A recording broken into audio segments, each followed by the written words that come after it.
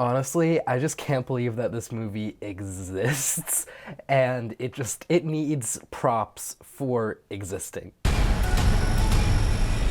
But anyways, this is the first review I am doing in my dorm, so welcome to my dorm. That is my unmade bed. This side of the room, which you can't really see, is my roommate's side of the room.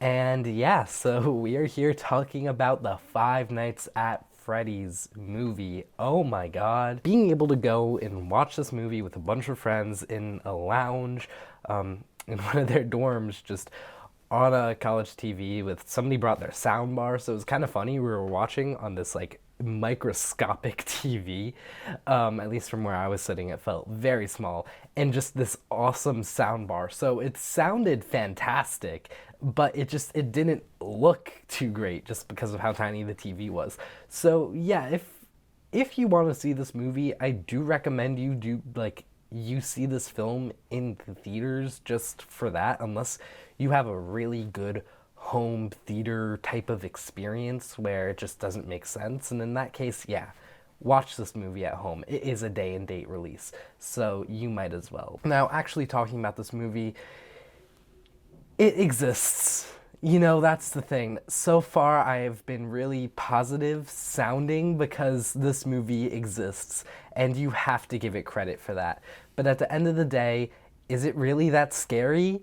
No. There were a couple of scenes that I think were supposed to be scary, but because of the context, it just wasn't scary. There was one sequence, and it was the best sequence in the film, and it should have been scary, but it wasn't, because you wanted the characters to have what happened to them. That's sort of an issue, you know, because I remember it happened and I was just like, oh my god, this is awesome, I can't believe I'm watching this. But then it sits with you and you think about it and you're just like, yeah, it was awesome. I love seeing like the animatronics massacre people, but I want it to be scary. I just don't want it to be a thing where I'm like cheering for them. I think just one of the issues with this film is that it tries to do too much. It takes the main character's character and really tries to build a lot of sympathy for him, and show his whole life story essentially and really get you invested. But for me, and also from what I've seen, for a lot of people, it just didn't work, you know, and a lot of this film just felt unnecessary.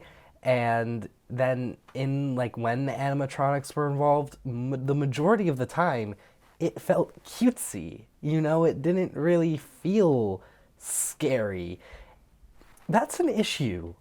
This is supposed to be a horror movie, and I felt like this was horror movie light. You know, like, as somebody who did grow up sort of watching the games being played and whatnot, the fact that Night 5 didn't even feel like Night 5. Night 5 felt like Night 1. You know, just, it didn't feel that threatening. I never felt worried for anyone. The stakes just weren't there. They were sort of non-existent. To me, that's just a big red flag and a big issue. One thing I gotta give credit, animatronics looked fucking fantastic. That was seriously a big plus, but there were just certain aspects of this film that something happens and then it's sort of left on the back burner and forgotten about and never mentioned again. That is just also another issue. The more I talk about this film, because yesterday I left and I actually felt pretty okay about it.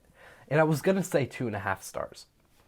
But the more I'm talking about it here, right now, to this camera, the more I'm realizing that no.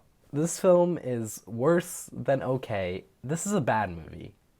And I don't want to admit it, because I did grow up with this video game franchise, and I want to give it the benefit of a doubt. And yet the movie was still better than I expected. I expected it to be one of those so bad it's good movies. But honestly, it wasn't bad enough for so bad it's good, but it wasn't okay enough to be okay. it's just sort of in that range with like Exorcist Believer, which is why I'm going to give this film 2 stars. Something else I want to talk about with this film briefly is just that I feel like it was a really bad decision to put it on Peacock. The majority of your audience for this film is going to be teenagers and people that grew up with it, like me. And I'm in college, and teenagers are in high school, and a lot of other people who want to watch this film are going to be like that age. If we can save a few bucks, we are going to save a few bucks. And the access to Peacock, one, like, you can just get Peacock, and if you're with like a bunch of people, that's pretty much a total of $100 or so being traded off for like 15 for just having Peacock for a month, Or even worse, people are gonna pirate this film.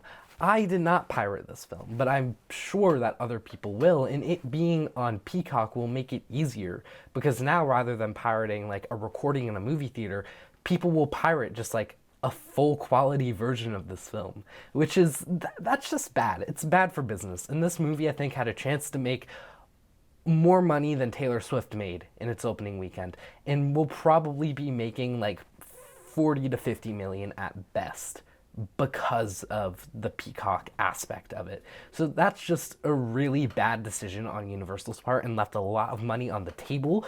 And I have more to say about this. And if you want to hear me talk more about this, you can tune into my podcast, Popcorn Premieres, this Friday, where I will be reviewing this film as well as Anatomy of a Fall. With that being said, if you like this review and you want to see more, feel free to just subscribe and like and let me know that you enjoyed it.